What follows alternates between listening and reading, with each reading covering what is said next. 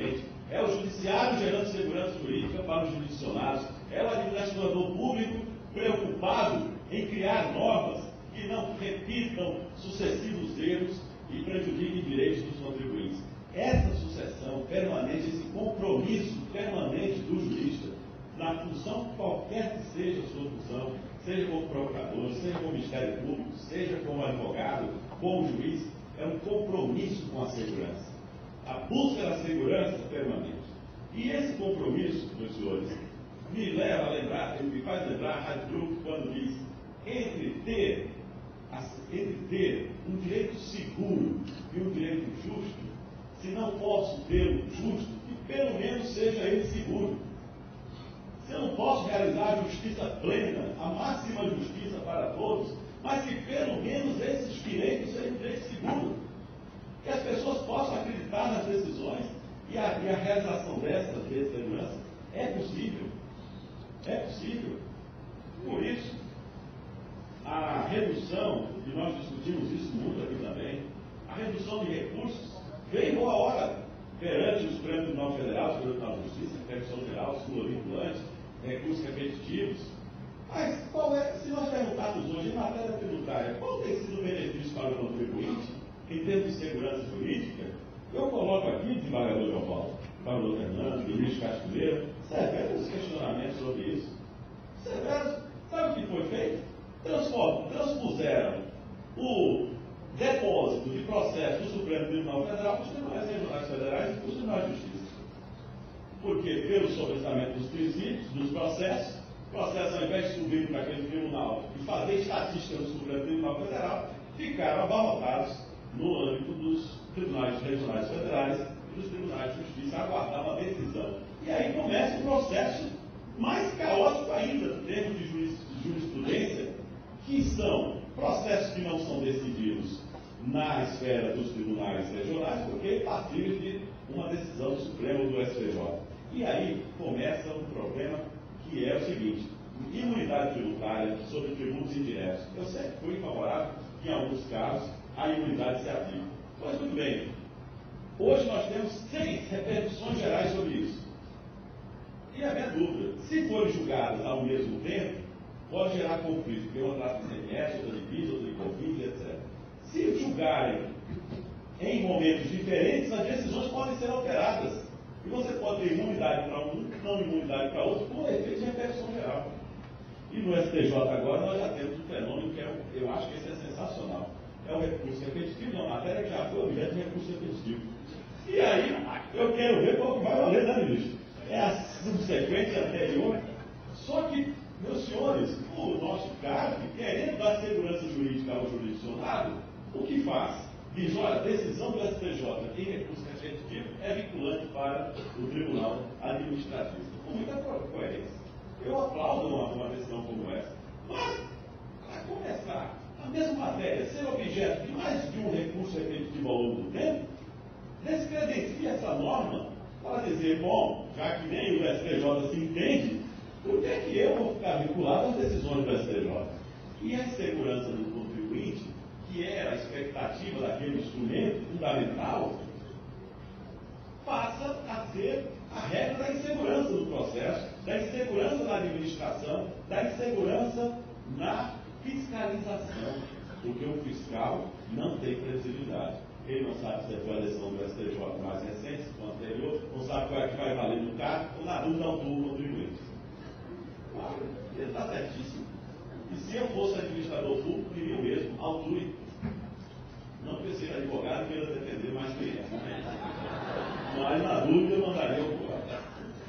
E esse é exatamente o estado das coisas. Eu quero acreditar, nós, para vivenciarmos o Estado Democrático de Direito, e eu quero dizer aos senhores que acredito muito profundamente nas palavras que estou dizendo aos senhores.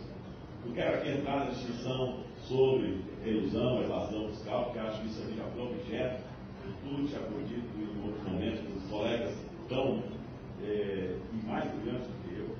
Mas quero ressaltar aos senhores que a grande discussão sobre essas questões, que foi objeto desse congresso, eu quero saudar e aplaudir Meriel Queiroz e todos que organizaram esse congresso eu ressalto que esse tema da segurança jurídica, e também não é porque queira vender livros, né, porque eu posso falar segurança com expectativa de querer se os senhores lerem o meu livro, não é isso. É o grande problema hoje do ordenamento jurídico, o grande problema, e que não é proveniente da Constituição, porque como diz Kelsen é um autor que tem que ser lido e relido. Nunca foi tão importante ler Kelsen como hoje. Kelsen não levou para nós. O Estado de Direito, dizia ele, é uma redundância dizer que é um Estado constitucional, porque só é Estado se ele é um Estado constitucional. E nós temos que realizar a Constituição permanentemente.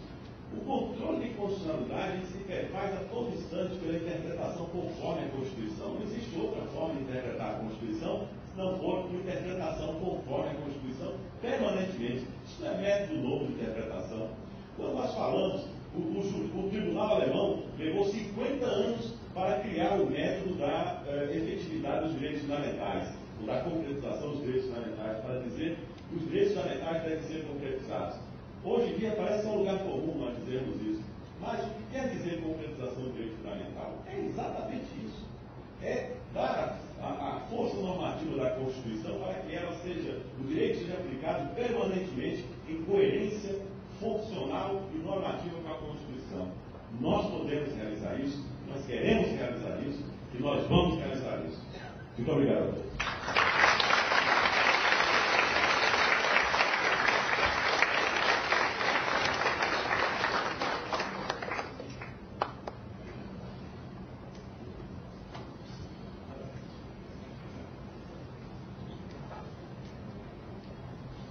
Dou a oportunidade de anunciar agora a palestra do senhor ministro José de Castro Meira, o papel de garantia da segurança jurídica tributária da jurisprudência do STJ, o caso dos prazos de decadência no lançamento por homologação e na repetição de débito.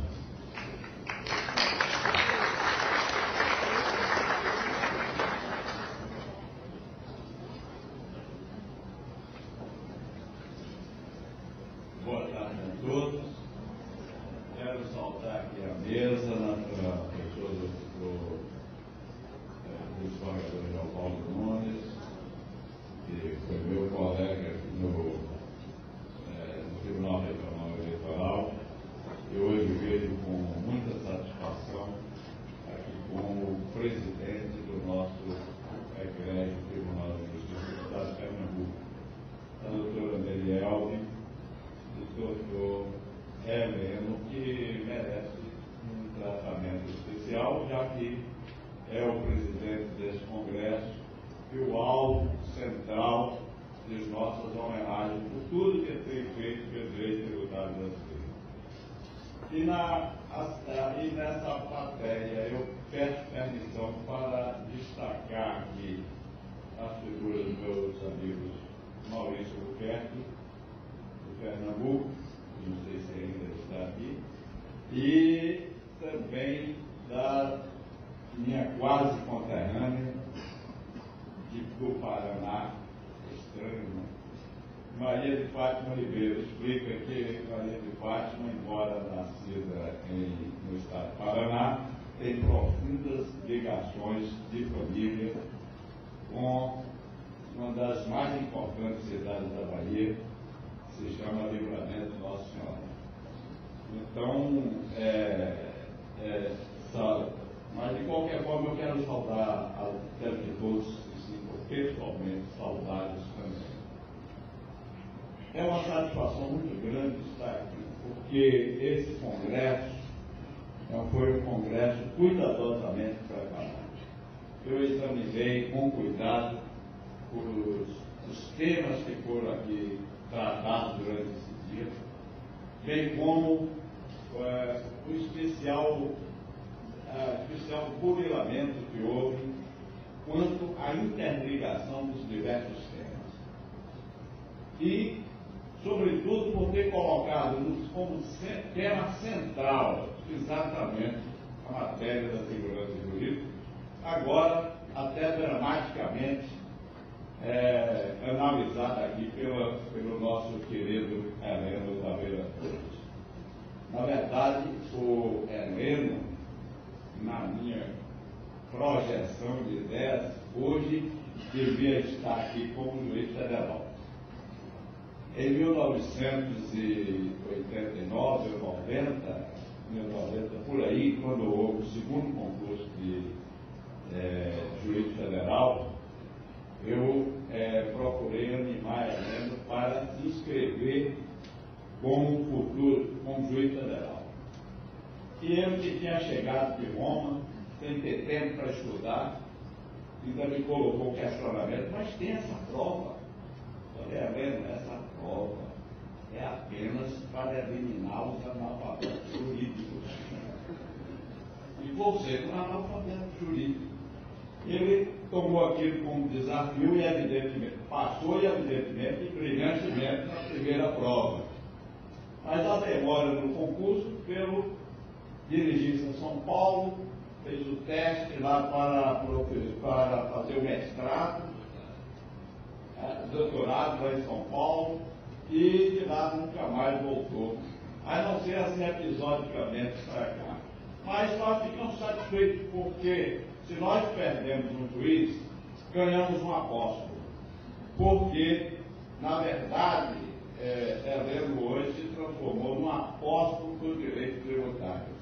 Em todos os lugares que nós encontramos, ele não tem uma preocupação localizada.